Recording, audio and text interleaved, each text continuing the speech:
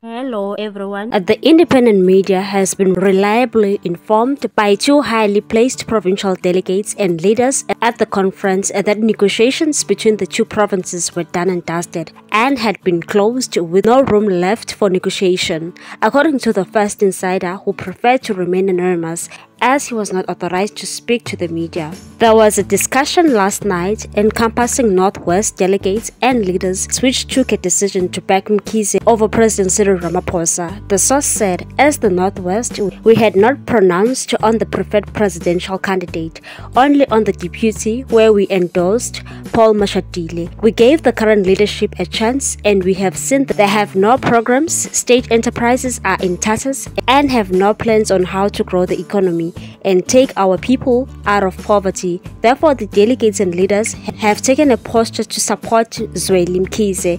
We have 361 delegates and we will all vote as a bloc and no one will defy. Another source said the Limpopo delegates had decided to break ranks and support Mkhize after realizing that the situation had become hopeless. He said the economy is bad, our people are starving, we have load shedding, unemployment, no opportunities, and the organization is on the brink of collapse. We have become a laughingstock and we need someone who is humble and is in touch with our people to lead the party. Now this means Dr. Zweli Mkhize has Limpopo, Northwest, Free State, KwaZulu-Natal, Gauteng and 50% of the Eastern Cape behind him. The insiders say the Northern Cape and Western Cape are still a work in progress, but those on the ground are fully behind him.